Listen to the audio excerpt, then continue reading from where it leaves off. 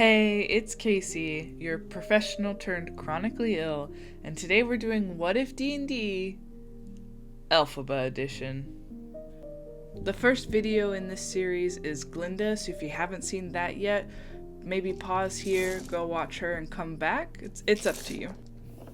Either way, we're going to need some green dice, the player's handbook, and of course, the Wicked novel. Unlike my first video, I had a less clear idea of how I wanted to class Elphaba. My first instinct was to do wizard or sorcerer, but that felt too surface level and really, honestly, just not interesting enough for her. I also wanted her to be very different to Glinda, because I think in every iteration, book, movie, play, etc., they are always foils of each other, and so there needs to be that separation. I really had to look at inspiration from movie Elphaba's designs, like how they designed her outfits specifically. They referenced a lot of earthy vines and like earth plant textures to all of her dress pieces. And also in the second movie, she's in the forest a lot. So that combined with her desire to defend the animals against people, I think Elphaba could be a druid. It's important to note, though, I don't think Elphaba is a healer. I won't spoil the second film or the ending of the play, even though it's been out forever.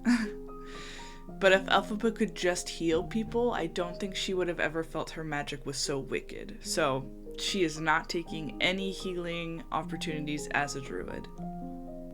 I think all of her spells and magic focus are going to be around animals and plants.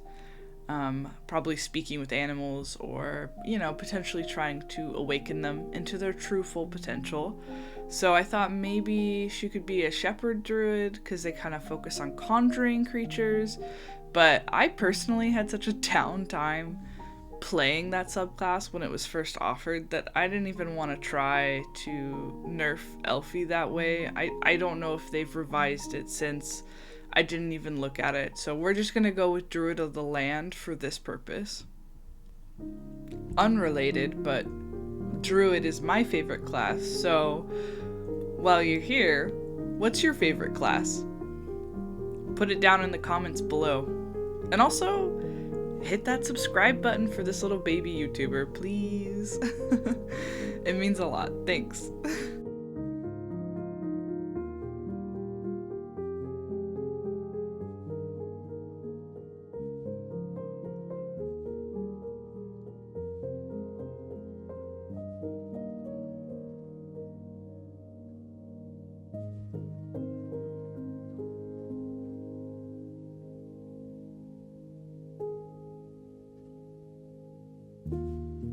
Once I knew she was going to be a druid, my outfit design fell into place. I wanted to emulate her high-low, dress / cape aesthetics from both films. And then I also wanted to have her witch hat, which they made very, bark textured and kind of vine-ish. And then I actually just added vines to mine to make it even more plant-based. The overall shapes and designs are very Disneyfied and simple to match Glinda from the previous video, but I still wanted them to both be glamorous, so you can see that I'll add some shimmery mesh textures and some pearls and gems to hers, because even though she's in the woods out being a rebel doesn't mean that she's not glamorous. I'm obsessed with the micro braids from the film, and it's a texture that I don't do very often in hair, so I wanted to keep that in, but I made them dark purple as kind of a wink to some of the lore that you learn in the books. It's a little cheeky, if you know, you know, but more importantly is it helps break up the black and the green in a really beautiful way, and allows me later on to kind of bring in subsurface scattering, which is hard to do with non-fleshy skin tones. Green skin does not subsurface the same way, so it kind of lets me stick to my comforts in that way. Also, I don't know if you noticed, but the cut of her top is actually inspired by Glinda's wedding dress. I think it's just like a really beautiful asymmetrical design, and I kind of wanted to have a little bit of that influence to show that, you know, I don't know, that I think they love each other, okay? So they deserve to be together and happy, and so just a little nod to that. Later on, I'm going to add a tail to hint at her being a tiefling. I really didn't decide this until about halfway through the illustration. I was torn between Tiefling or Aasimar. They both have that otherworldly touch, which parallels Elphaba's two-world plot. But I think Tiefling makes a little more sense to me because it implies that our world is like a fiendish / impure stain on Oz, and it felt very symbolic without spoiling anything specific. I don't know. I think that it kind of has a similar thread in story, so that made a lot of sense. I was also trying to draw our eyes closed to give this like ghostly ascended vibe, but I changed that as well because I really liked the idea that the two girls will be looking towards each other if they were like in a 2-page spread, so I completely changed that.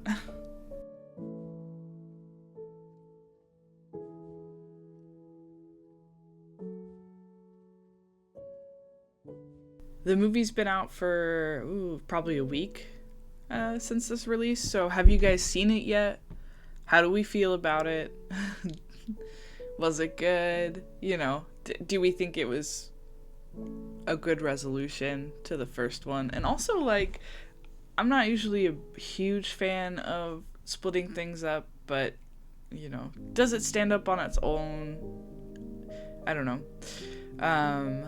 I saw it opening weekend, or I will see it opening weekend, so I'm sure I'll love it, but I know that the